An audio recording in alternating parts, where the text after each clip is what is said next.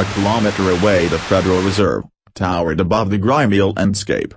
The Federal Reserve, or the Fed, in newspeak, was, like most things in modern America, not quite as it seemed. The Federal Reserve System, to most people, seems like it is an agency of the federal government. That's what I thought it was when I first started to research this topic. But it turns out that it's nothing of the kind. The Federal Reserve is a hybrid organization. It's a partnership between the federal government and the private banks. When you look at it deeper than that, its essence is neither as a government agency or a private company. In reality, it is a cartel. In other words, it's no different in essence than a banana cartel or a sugar cartel or an oil cartel.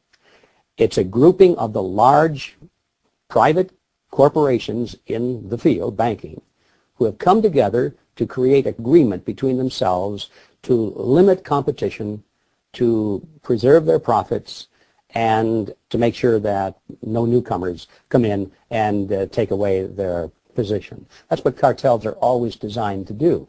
And it's a shocking thing to realize that something as prestigious as the Federal Reserve System, at its core, is nothing more or less than a banking cartel with exactly those same objectives. The Fed was formed not in Washington, D.C., not in the halls of Congress or some meeting room, but it was formed on a private island off the coast of Georgia called Jekyll Island.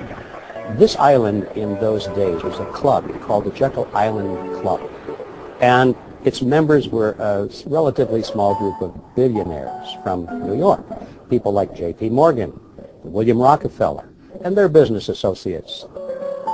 When they went to the island, they all traveled aboard the private railroad car of Senator Nelson Aldrich.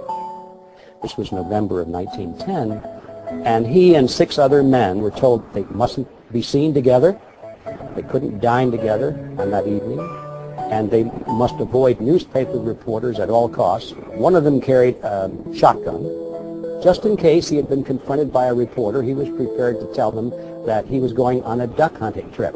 When they got on board this railroad car, they were told not to address each other by last names, first names only. And 2 of them even went further, and they adopted code names. They were concerned that the identities of all of these 7 men might be known to the servants on board the car, and that the servants might talk about it. In that fashion, the word would get out.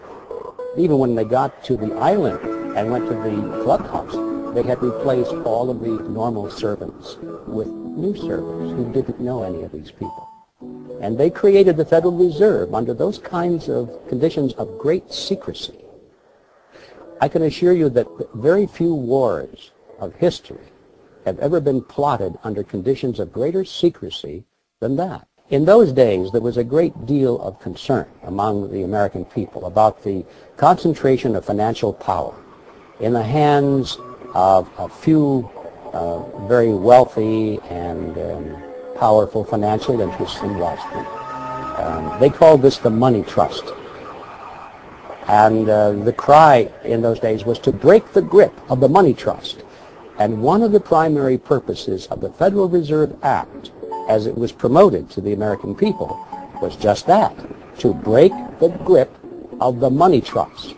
They were going to write a law that was going to take the power away from these people and put it in the hands of their trustworthy politicians, put it in the hands of the people through the electoral process. That was the propaganda behind the Federal Reserve System. So what's the purpose of the secrecy?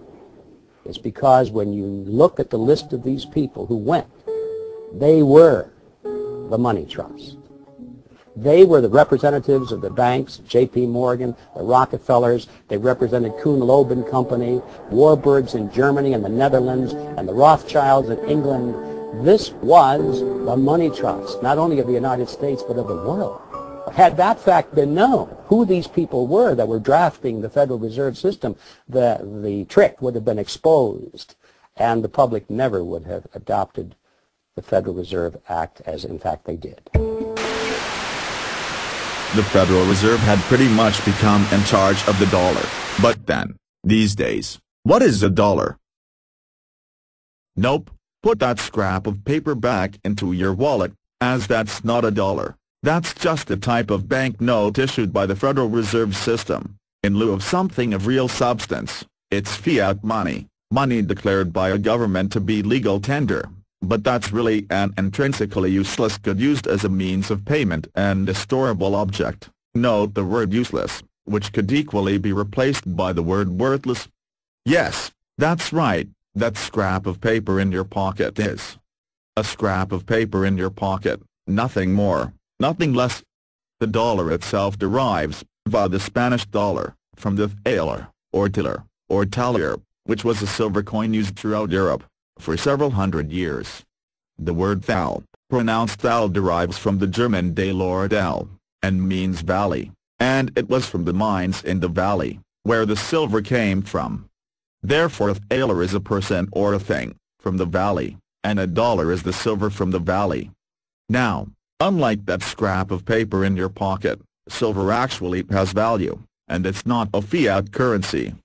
We didn't used to have fiat currency. In fact, our Constitution states in Article 1, Section 8, that only the U.S. Congress has the ability to coin money, regulate the value thereof, and a foreign coin, and fix the standard of weights and measures, and in fact, from 1792, when the Mint Act was passed, the dollar was pegged to silver at 371.25 grains. So what is a dollar? A dollar is the silver you own, not the worthless scrap of paper you have in your pocket.